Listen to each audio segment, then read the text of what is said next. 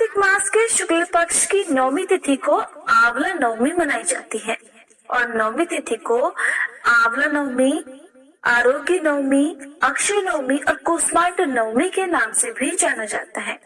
आंवला नवमी को अक्षय नवमी के नाम से भी जानते हैं। आज के दिन परिवार सहित आंवले के पेड़ की पूजा की जाती है। धार्मिक मान्यताओं के अनुसार कार्तिक शुक्ल नवमी तिथि को जो कोई भी आंवले के पेड़ का पूजन परिवार सहित करता है, उसे आरोग्य, जीवन और सुख सौभाग्य प्राप्त होता है। मान्यताओं के अनुसार इस दिन किया गया जप, तप, दान इत्यादि व्यक्ति को सभी प्रकार के कष्टों से मुक्ति दिलाता है। आंवला नवमी की पूजा के समय इस व्रत से जुड़ी कथा को जरूर पढ़ना या सुनना चाहिए, तभी इस पूजा का अक्षय फल भक्तों को मिलता है। कहा जाता है कि अगर आज के दिन कोई भी शुभ काम किया जाए तो उससे अक्षय फल की प्राप्ति होती है। और आज के इस वीडियो में आप सुनेंगे आंवला नवमी के दिन सुनी जाने वाली कुछ पौराणिक कथाएं। सबसे पहले तो आप सभी को आंवला नवमी की हार्दिक शुभकामनाएं। अगर आज की ये कथाएं आपको पसंद आए तो वीडियो को लाइक जरूर कीजिएगा। पहले जानिए आंवला नवमी के महत्व के बारे में। तो महिलाओं को आज के दिन सुबह जल्दी स्नान करके आंवले के पेड़ के पास जाना चाहिए और उसके आसपास सफाई करके पेड़ की जड़ में साफ जल अर्पित करना चाहिए। इसके बाद पेड़ की जड़ में दूध अर्पित करना चाहिए। चढ़ाए हुए दूध में से थोड़ा सा दूध और पेड़ की जड़ की मिट्टी को अपने सिर पर लगाना चाहिए। पूजन सामग्रियों से जैसे धूप, दीप, अक्षत आदि से पेड़ की पूजा करके उसके तने पर कच्चा सूत या मौली 7 बार परिक्रमा करके लपेटी जाती है। कहीं कहीं पर 108 बार भी परिक्रमा करते हैं। पूजन के बाद परिवार और संतान की सुख समृद्धि की कामना करके पेड़ के नीचे बैठकर कथा सुनने के बाद परिवार और मित्रों के साथ भोजन ग्रहण करना चाहिए। यदि भोजन ग्रहण करना संभव न हो तो आंवले के फलों का सेवन भी आप वृक्ष के नीचे बैठकर कर सकते हैं। आज के दिन आंवले का सेवन किसी न किसी रूप में जरूर करना चाहिए और आंवलों का दान भी करना चाहिए। आज के दिन ही भगवान श्री विष्णु ने हयग्रीव नामक दैत्य को मारा था। आंवला नवमी पर ही भगवान श्री कृष्ण ने कंस का वध करने से पहले 3 वनों की परिक्रमा की थी। आंवला नवमी पर बहुत से लोग मथुरा वृंदावन की परिक्रमा भी करते हैं। आंवला नवमी पर आंवले के पेड़ के नीचे पूजा और भोजन करने की परंपरा माता लक्ष्मी जी ने प्रारंभ की थी। कथा के अनुसार एक बार माँ लक्ष्मी जी धरती पर घूमने के लिए आई। धरती पर आकर माँ लक्ष्मी जी सोचने लगी कि भगवान विष्णु और शिव जी की पूजा एक साथ कैसे की जा सकती है। तभी उन्हें याद आया कि तुलसी और बेल के गुण आंवले में भी पाए जाते हैं। तुलसी भगवान विष्णु को और बेल शिव जी को अत्यंत प्रिय है। इसके बाद तो माँ लक्ष्मी जी ने आंवले के पेड़ की पूजा करने का निश्चय किया। माँ लक्ष्मी जी की भक्ति और पूजा से प्रसन्न होकर भगवान विष्णु और शिव जी साक्षात प्रकट हुए। माँ लक्ष्मी जी ने आंवले के पेड़ के नीचे भोजन तैयार करके भगवान विष्णु और शिव जी को भोजन कराया। उसके बाद उन्होंने खुद भी वहीं बैठकर भोजन ग्रहण किया। मान्यताओं के अनुसार आंवला नवमी के दिन अगर कोई महिला आंवले के पेड़ की पूजा करके उसके नीचे बैठकर भोजन बनाती है और ग्रहण करती है तो भगवान विष्णु और भगवान शिव उसकी सभी मनोकामनाएं पूर्ण करती हैं। इस दिन महिलाएं अपनी संतान की दीर्घायु और अच्छे स्वास्थ्य को लेकर व्रत रखती हैं। निसंतान महिलाएं यदि संतान प्राप्ति की कामना से व्रत रखकर आंवले के पेड़ का पूजन करती हैं तो उन्हें संतान सुख की प्राप्ति होती है। दूसरी कथा के अनुसार एक राज्य में आंवल्या नाम का एक राजा था। राजा ने ये निश्चय कर रखा था कि वह अपनी प्रजा में रोजाना 1.25 मन आंवलों का दान किया करेगा, उसके बाद ही भोजन ग्रहण करेगा। राजा अपनी प्रतिज्ञा के अनुसार ऐसा ही करता था, लेकिन उसके बेटे और बहू को ये बात पसंद नहीं थी। इसलिए एक दिन उसके बेटे बहू ने सोचा कि राजा इतने सारे आंवले रोजाना दान करते हैं, इस प्रकार तो एक दिन सारा खजाना खाली हो जाएगा। एक दिन राजकुमार ने राजा से कहा कि उसे इस तरह का दान देना बंद कर देना चाहिए। राजकुमार की बात सुनकर राजा को बहुत दुख हुआ और राजा ने रानी के साथ महल का त्याग कर दिया। फिर क्या था, राजा आंवला दान नहीं कर पाए और अपनी प्रतिज्ञा के अनुसार उन्होंने कुछ खाया भी नहीं।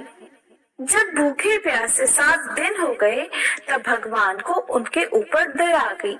इसलिए भगवान ने राजा के लिए जंगल में ही महल, राज और बाग बगीचे सब बनवा दिए और ढेरों आंवले के पेड़ लगा दिए। जब अगली सुबह राजा रानी ने ये देखा कि जंगल में उनके राज्य से भी 2 गुना राज्य बसा हुआ है, तब राजा रानी से कहने लगे, रानी देखो, कहते हैं ना कि कभी भी सत्य का साथ नहीं छोड़ना चाहिए। आओ नहा धोकर आंवला दान करें और भोजन करें। राजा रानी ने आंवले दान करके भोजन ग्रहण किया और खुशी खुशी अपने नए महल में रहने लगे।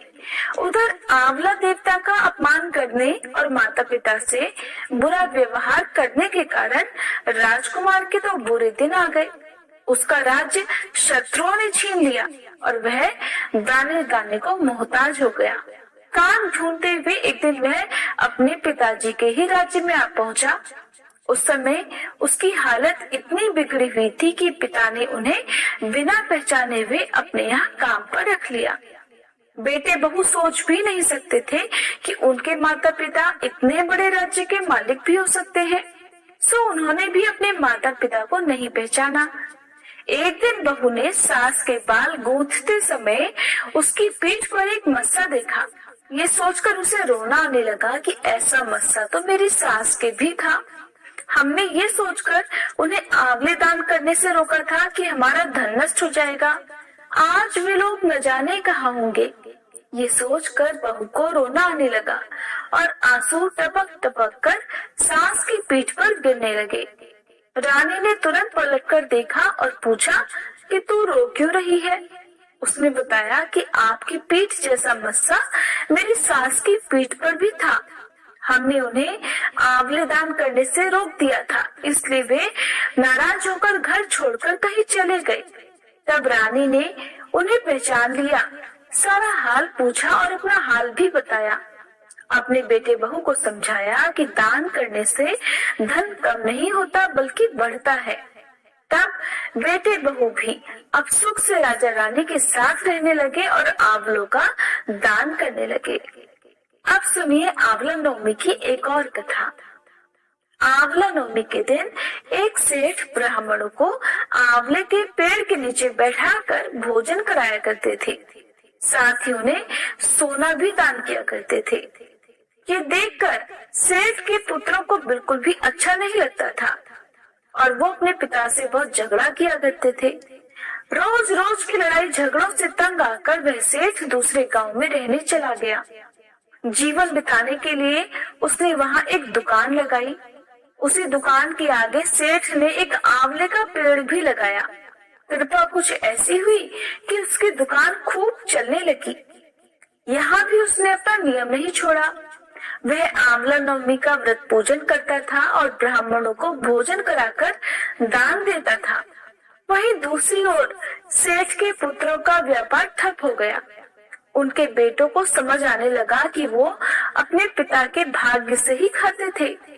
तब अपनी गलती समझकर वे अपने पिता के पास गए और अपनी गलती की माफी मांगने लगे। फिर पिता के कहे अनुसार उन्होंने भी आंवले के पेड़ की पूजा करनी शुरू कर दी और दान भी करने लगे। इस व्रत के प्रभाव से सेठ के बेटों के घर पहले की तरह खुशहाली आ गई। काशी नगरी में एक निसंतान धर्मात्मा और दानी वैश्य रहता था।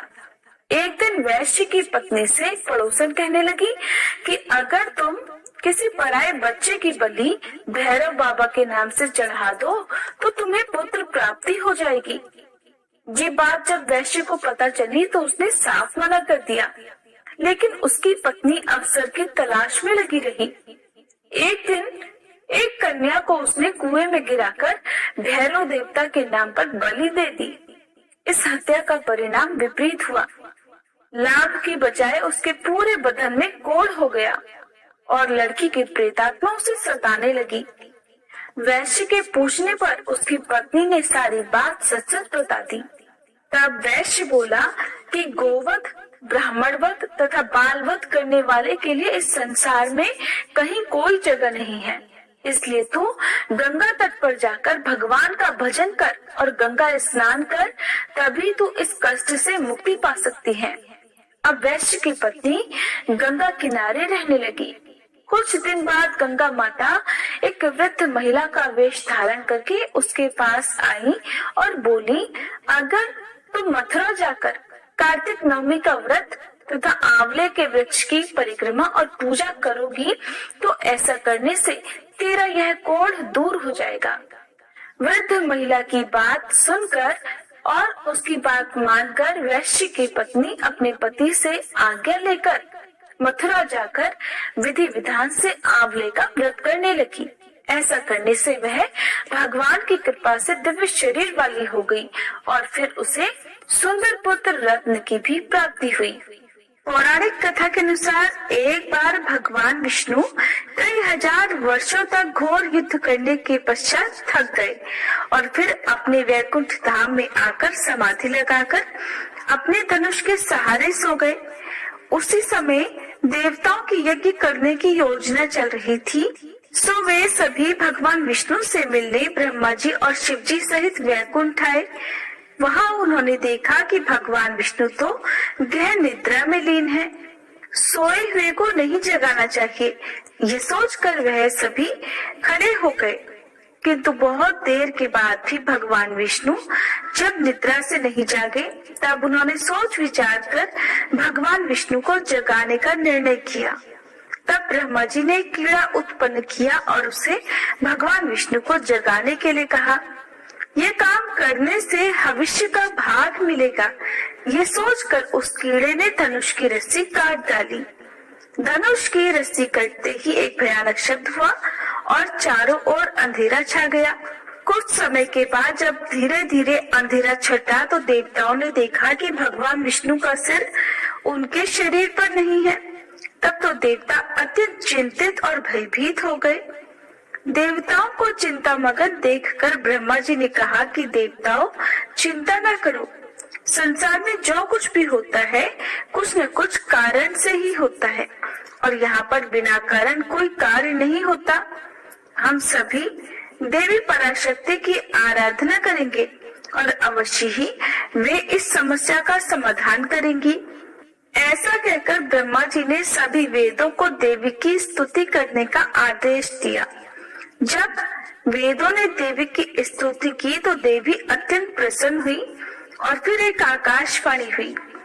आकाशवाणी ने कहा, देवताओं, मैं वेदों की स्तुति से अत्यंत प्रसन्न हूँ।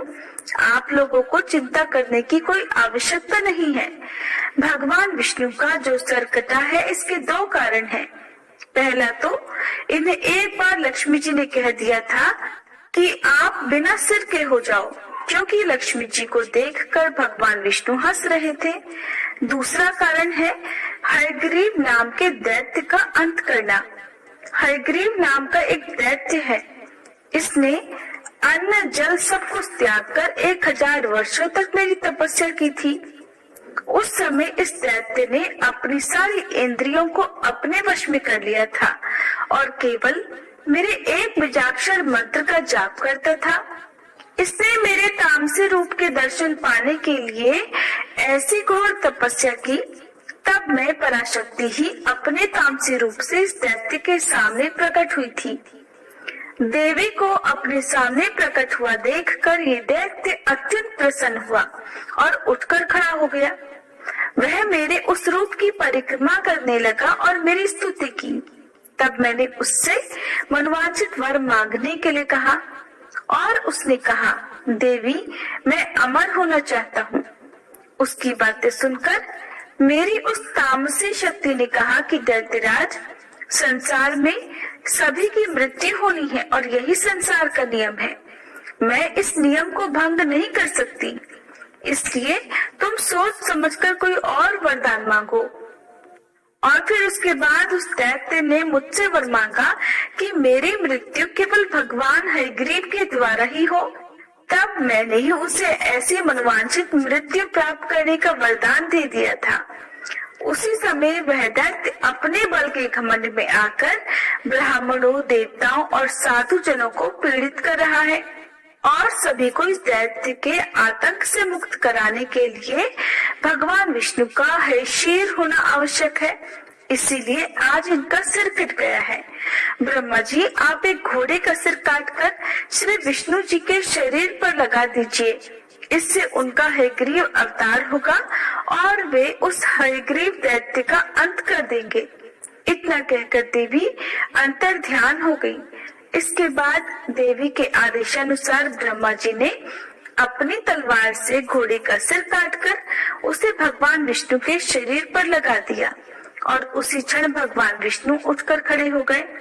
इस तरह भगवान विष्णु का हयग्रीव अवतार हुआ और तब हयग्रीव स्वरूप भगवान विष्णु और हयग्रीव नाम के उस दैत्य में भयंकर युद्ध छिड़ गया।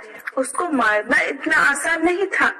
तब भगवान विष्णु ने बहुत लंबे समय तक उसके साथ युद्ध किया। बाद में देवी जगदम्बा के वरदान अनुसार भगवान हयग्रीव के हाथों उसका अंत हो गया। एक और कथा के अनुसार एक बार हयग्रीव नाम के दैत्य ने वेदों को चुराकर सागर की अथाह गहराई में छुपा दिया। तब भगवान विष्णु ने मत्स्य रूप धारण करके वेदों को प्राप्त किया और उन्हें पुनः स्थापित किया। एक बार श्री ब्रह्मा जी की असावधानी के कारण एक बहुत बड़ी दैत्य हयग्रीव ने वेदों को चुरा लिया। वेदों को चुरा लिए जाने के कारण ज्ञान लुप्त हो गया। चारों ओर अज्ञानता का अंधकार फैल गया और पाप तथा अधर्म का चहुं ओर बोलबाला हो गया। तब भगवान विष्णु ने धर्म की रक्षा के लिए मत्स्य रूप धारण करके हयग्रीव का वध किया और वेदों की रक्षा की। कल्पांत के पूर्व एक पुण्यात्मा राजा तप कर रहा था। उस राजा का नाम सत्यव्रत था। सत्यव्रत पुण्यात्मा तो थे ही, बड़े उदार हृदय के भी थे। प्रभात का समय था, सूर्योदय हो चुका था। सत्यव्रत कृतमाला नदी में स्नान कर रहे थे। उन्होंने स्नान करने के बाद जब तर्पण के लिए अंजलि में जल लिया तो एक छोटी सी मछली भी जल के साथ साथ उनकी अंजलि में आ गई। राजा सत्यव्रत ने मछली को नदी के जल में छोड़ दिया। तब मछली बोल उठी, राजन, जल के बड़े बड़े जीव छोटे छोटे जीवों को मारकर खा जाते हैं। अवश्य ही कोई बड़ा जीव मुझे भी मारकर खा जाएगा। आप कृपा करके मेरे प्राणों की रक्षा कीजिए। सत्यव्रत के हृदय में दया उत्पन्न हो उठी। उन्होंने मछली को जल से भरे हुए अपने कमंडलों में डाल लिया। तभी एक आश्चर्यजनक घटना घटी। एक ही रात में मछली का शरीर इतना बढ़ गया कि कमंडल उसके रहने के लिए छोटा पड़ने लगा।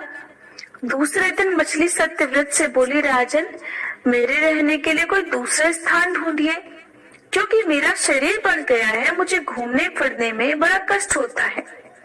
राजा सत्यव्रत ने मछली को कमंडलों से निकालकर पानी से भरे हुए एक बड़े मटके में रख दिया।